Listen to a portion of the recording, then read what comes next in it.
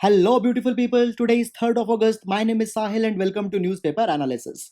Friends, today in the GS folder, we'll see a quote from the Aung San Suu Kyi, who's the present state councillor or the Prime Minister of Myanmar. Moreover, she also happens to be the winner of a Nobel Peace Prize. She says that it is not power that corrupts, but fear. Fear of losing power corrupts those who wield it, and fear of the scourge of power corrupts those who are subject to it. Now, guys, this particular statement is very impactful with respect to the power politics that goes on and how it corrupts the people who happen to be in authority. Now, I will try to simplify it further for you guys. Now, guys, there is a theory of zero sum game. It means that power, if it is distributed, then it will lose its entire relevance. So power needs to be conserved at all cost. Now, a person who is holding the power doesn't want to dilute or doesn't want to loses the power. And when the stakes are such high, a kind of a fear develops. And guys, due to this particular fear, a person will do every possible activity just to dispel this fear, and such activities often leads to the corruption. And guys, with the absolute power comes the absolute corruption. Now, coming to the next part, guys, scourge means a thing which causes a penalty or pain. Now, the people who are being subjected to this power or this person, they will be abiding to him because they don't want to face any misery or any kind of a penalty, and therefore, just to avoid it, they will also carry the corruption, and a kind of an infinite vicious circle will prevail. Now, guys, it is very much useful for our ethics paper GS4, where the ethical conduct has been mentioned and can even be used in GS paper number 2, as well as onto the essays of power politics, corruption, and these kind of things. So, guys, that's all about GS folder. And as yesterday was Sunday, so there was no question. So, guys, we'll not be seeing the mains framework also today. And now let's go to the newspaper analysis. Now, guys, first of all, we'll take the overview of the entire paper first. Guys, today there are not much substantial news into the newspaper and very selected articles are there. So, guys, let's have a look. So, first of all, here, guys, it has been mentioned that there are the Pakistanis who are behind certain Twitter handles which are spreading lies, not important for our exam. Then, guys, Amit Shah has been tested positive, not important. Number of cases rising, not important, guys. So, guys, Hooch tragedy. So, a large number of people have died drinking the spurious liquor, and still there have been no FIR or no probe, no arrest has taken still against the people who are involved, and this is leading to the political crisis there. Guys, not important with respect to this. Then, guys, into the city page also we can see that news with respect to the regional corruption, COVID, etc. All these kind of things are going on, and you can see that they are not at all relevant with respect to the exam. Similar thing is here onto the west also. So, guys, not important, you can easily escape it. Now, guys, here the IISER, that is Indian Institute of Science Education and Research, has developed a dispersal pattern. That is how the kind of, for example, here they have taken the fruit flies, how they disperse from one location to another location. So this model has developed. Guys, not important actually for your exam because it is very much kind of restricted to one of the species. You can leave it. Then we'll come to the editorial page. So this first editorial is about the economic revival written by the Prime Minister. So, guys, some important things are here. We'll be seeing this. Then this article talks about the recent IIP, that is Index of Industrial Production, where the core sector has been declined. But, guys, such data which has been given here, it will anyhow be changing into the next coming months, and up to the time of exam all this data would have been changed, so you can skip it. Now, guys, this article talks about the Char Dham verdict, so we'll see that what has happened here. Then, guys, fraudulent claims. It is about the postponement of election in USA, what Trump is doing, and the internal politics which is going on. Not at all important. Then, guys, here it talks about the good proposals into the national education policy. However, already we had done a detailed separate video on this. So, guys, apart from this, nothing has been given here substantially. Then, guys, this article Monday it is a journalistic column where from the point of view of journalism some issues are taken. Usually it is not important for our exam. Guys, today also it has been said that the female journalist, whenever they post an article, trawlers they post hate comments and sexual comments and all these kind of things. So he says that cyber bullying is not a good thing and it should not be there. So guys, just a case of a Tamil Nadu has been taken here where the women journalists have filed a complaint. Guys, that much substance is not there. You can ignore it if you want it. However, if you want, you can make a reading. Just that's it. Then guys, here the parents and the first tutors, some good insights have been given with respect to the NEP only, but this is something new, so we'll see what has been given. Then guys, moving forward, again you can see that the COVID etc thing has been given, which is not clearly important for our exam. Now guys, this article talks that Chinese language is under review. Already just a day ago we had seen that under the new education policy, Chinese has not been prescribed or Mandarin has not been prescribed, so just it is under the review, but nothing substantial has came out of this thing. Guys, again the same kind of regional conflict etc political news are there, which are clearly not important for our exam. Then guys, today education plus page, last time we discussed one important issue was there, but today there is no article which is actually relevant. So showcase page again not important, not important. So guys, rising number of cases etc not important. Here guys, you can see that UK is considering to issue a commemorative coin in for Gandhiji. Now this is actually something great. India should feel proud for this particular thing. UK is recognizing the contribution of non-whites into the fields of non-violence and all these kind of things, and there Gandhiji is being considered. Now here guys, though not important because it is about the internal issues going on in, but guys, here with respect to the art and culture, one important site has been given. We'll see that thing now. On Monday there is a money wise, which is with respect to the investing mutual fund etc, not important for your exam. Then guys, on sports page also we can see that there is nothing. So guys, very selected articles are there, and now let's go into the detailed newspaper analysis. Now, guys, starting up. So, this first article is written by the former Prime Minister of India, Manmohan Singh, and one senior political economist, Praveen Chakravarti.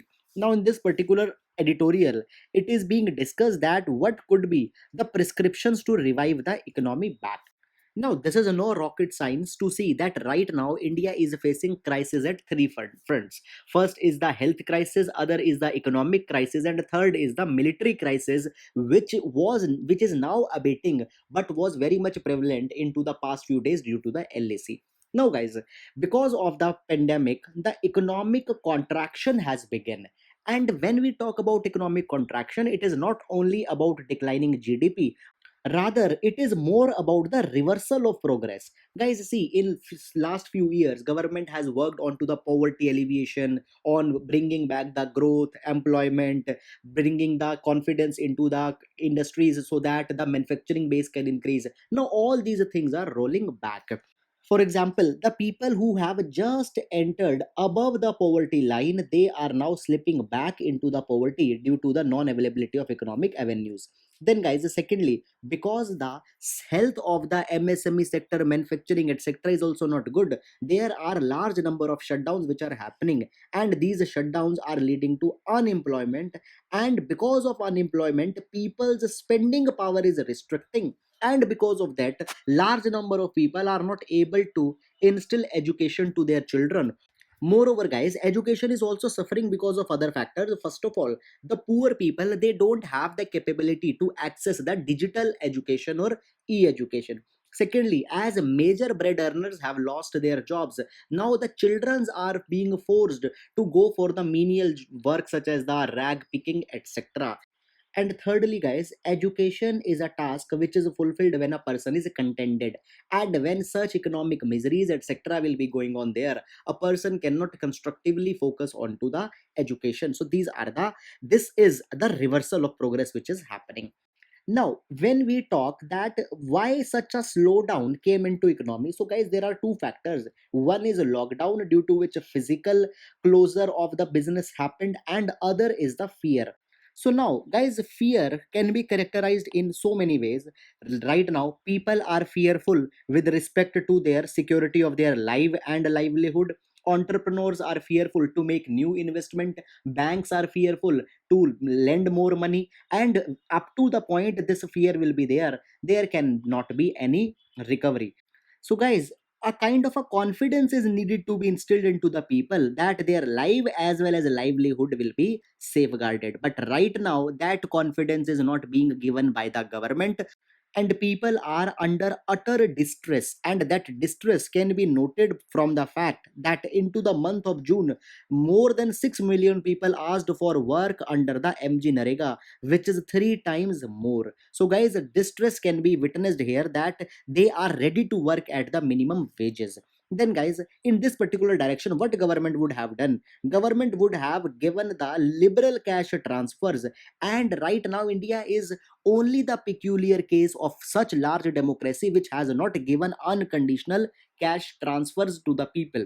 Now guys, these cash transfers would have brought large number of benefits. For example, by this, people would have got the money to fulfill their basic requirements. And when they would have fulfilled their basic requirements by this money, then guys, there could have been other bigger benefits also. For example, these people might not have slipped back to the poverty. After that, as demand of people have to be fulfilled by the industry or the enterprise, they would not have been shut down, because they would constantly be getting the demand they could supply, and the cycle would continue to be operational. Then guys, as the shutdown will not would have not been there would not have also been the problem of large unemployment and so on. So guys, this could be one thing. After that, how to instill confidence apart from this thing, there would have also been one way, and that is instilling the confidence into the financial system. Now RBI has taken certain steps. For example, liquidity has been infused into the banks. For example, under the long term repo operations, long term money has been given. After that, rate cuts have been taken and all these kind of things. After that guys, government is also running a large number of schemes where money is being made available through the banks. But the problem is that bank themselves don't have confidence that they should lend money to the people and people will pay back their loans. So guys, there is still the problem. In this capacity, what would have been the case? Government would have extended the umbrella where government would have taken the guarantee for the loans. Moreover guys, wherever the government is taking the guarantee, the confidence in case the account turns NPA, the process of reimbursing money to bank would have also been made simplified, so that the financial system would have the confidence. After that guys, to do all these things, to instill all these confidences, government need a lot of money. So what government need to do? Government should undertake the borrowings. From where government can undertake the borrowings? Guys, from the World Bank as well as from the IMF. Particularly here, India has a very good track record. India had made all the payments onto the time whenever it had borrowed, so government can use the facility here. After that, some people have also suggested the monetization of deficit. Simply guys, it means that printing new currency to finance the deficit. But such kind of things had shown some kind of negatives into the long term. For example, when extra money or new money is created without bringing the production, it leads to the problem of inflation. Therefore, before going into such radical things, government should have explored other things also. So guys, right now there is the greater need to instill the confidence in order to revive back the economy. So all these points have been suggested by this particular editorial. So that's it. Now we'll move to next. Now, guys, this particular article throws a light on one dimension of the NEP, that is the early childhood care and education, and it talks as how the parents can be involved into this particular process. Now, guys, into the video on to the national new education policy that we had seen recently, we had seen that now the focus of the schools will be from 3 year onwards. Because, guys, see, earlier the focus of education started from the 6 year onwards, but as the development of brain up to the tune of 85 to 90% happens till the age of 5 to 6 years, so it is very much important that intervention before that period should be taken, so that from now 3 year onwards the government will be focusing. Now, guys, there are at this particular time nearly 5 crore children which are not having any accessibility to the early childhood care and education, and because of this, their cognitive skills are not developed, and because of this, often their grip over the numeracy skill, literacy skill is not developed. They also not have the confidence to compete with the children who are coming from those families which had invested into the early childhood care and education. So guys, now the national education policy had take the task in its own hand, that government will now provide this thing. Now guys, for this particular thing, government had talked that special educators will be provided through the institutions of the Anganwadis as well as through the institutions of the preschools. But can only the educator can provide the effective early childhood care and education? The answer is simply no. We need to have the parents support also, because whatever is will be taught into the schools, they might be undone at the home if parents are also not constructively involving here. So guys, how parents can help, particularly those parents which are not socially and economically advantaged, the poor strata, how they can help? So guys, here the strategy of aim has been mentioned for bringing the parents on board so that they also participate into the ECCE. Now, A stands for the aspiration. Guys, it has been seen that into the socially and economically well families, there is a social pressure that their children should perform good, they should have good cognitive skills, they should get good marks. But into the lower sections of society, such kind of aspirations is not there. Simply therefore, parents also don't take interest whether the children are doing good into the studies or not. So such kind of aspirations are needed to be ignited. Moreover guys, apart from aspiration, awareness also need to be given as what is the importance of developing the cognitive skills into this particular age bracket into the parents. After that, it is information. Guys, see, it has been seen that into the early age, the attention span of children is from 5 to 15 minutes, due to which often the children they can't do studies by their own. Moreover, into the schools also such kind of thing might not be focused. So it is also very much important that parents should also assist in teaching their children. And guys, therefore it is a need that such relevant information should be taught to the parents first by the help of the digital tools, by the help of physical tools, etc., so that parents can also participate into the teaching of their children. After that, third is the motivation. Now guys, in order to make sure that above two steps continue, then the parent should be adequately motivated. And guys, the motivation will be coming when their success could be measured. So such kind of measuring tools as what progress the children are making, how successfully the parents were able to deliver, such kind of tools are needed to be developed. So friends, the success of NEP, particularly for the young children, can be achieved by involving the parents through this particular way. So if a question comes on this particular line, you can use it. So that's it guys, now we'll move to next. Now friends, we need to make a very selective study of this particular article, because it has a huge political inclination which is not at all required for our exam. So before going into the news, guys, what has happened recently? Uttarakhand High Court has held the validity of the Uttarakhand Char Dham Devasthanam Management Board Act of 2019. Now this particular act provided for the creation of a board which will be having the control over the Char Dham religious sites, including the most venerated Kedarnath as well as Badrinath.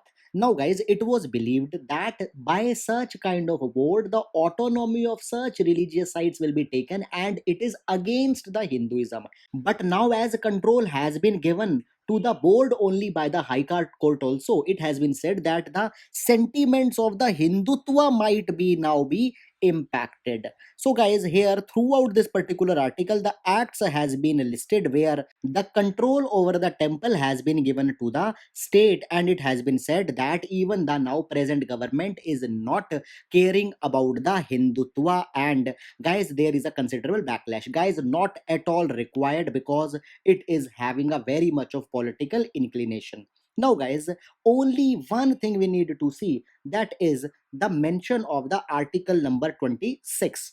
So guys, we know that article number 26 is under Part 3 of Indian Constitution, which provides for the fundamental right, and specifically Article 26 says that the religious bodies should be given the right to manage their own affairs. So guys, the religious outfits, they say that autonomy should be given to the temple because of Article number 26. And here we will see certain points as how the blanket application of Article number 26 is not possible with respect to every temple or religious denomination. Now, guys, first of all, it has been said by the High Court that Article 26 cannot be invoked if the denomination never had the right to manage temple properties. It merely acknowledges the pre existing right. So, guys, a new right cannot be asked. Earlier, if that was there, it can be reaffirmed only by the Article number 26. After that, guys, see, it has been said that right to management has been guaranteed under the Article number 26. But at the same time, there is Article number 26C also, which says that such right can be exercised in accordance with the law. And therefore its implication is this, that guys, state is entitled to regulate administration of religious temple properties by a valid law. And into the very start, we had seen that a law has already been made, that is the Uttarakhand Chardham Devasthanam Management Board Act. So guys, these all thing has been happened here. Moreover, guys, it has been said that being a majority religion, whenever such kind of things happen, there is often backlash. For example, it happened into the Sabrimala case, it happened to other things also. So guys, this is the only relevant thing which you should see here, and please don't go to other aspects, because then it will not be relevant for the exam. So that's it. Now we'll move to next. Now, guys, this particular article is talking about the internal problems that people are facing in Sri Lanka. For example, they are not getting the adequate opportunities for economic upliftment. They are having the severe debts, and government is not responding them. How government has failed. So those things are not at all important for our exam. But into this article, the reference of one important site has been given, and that we will see. So, guys, here the reference of the Polonnaruwa district into the Sri Lanka has been given, which has been given the status of the World Heritage Site by the UNESCO. Now, guys, this particular city district has connections with the Chola dynasty. Now, guys, the Cholas of South India, they invaded the Anuradhapur of Sri Lanka, and then the Polonnaruwa was established by the Cholas. So, guys, it has a linkage direct with the India. And secondly, this particular district is also important because it contains a very important specimens of the rock cut architecture belonging to the Buddhism. And guys, into Sri Lanka, there have been systematic destruction of large number of Buddhist sites, but this particular site had evaded the destruction and it is still there. So guys, it is very important. So friends, that's it. Apart from this, nothing important into the article. And guys, now we'll move to the question section. Friends, please pause the video and try to answer the question. So first question is with respect to the Khurja pottery. Please read the statement and identify the correct code. Question number 2 is with respect to the dhol species. Guys, please read the statement and identify the correct code. Question number 3 is with respect to the Kavya style. Please identify where it is found. Now, question number 4 is from polity. So, guys, please consider this statement with respect to the reservation in Panchayat and identify the correct code.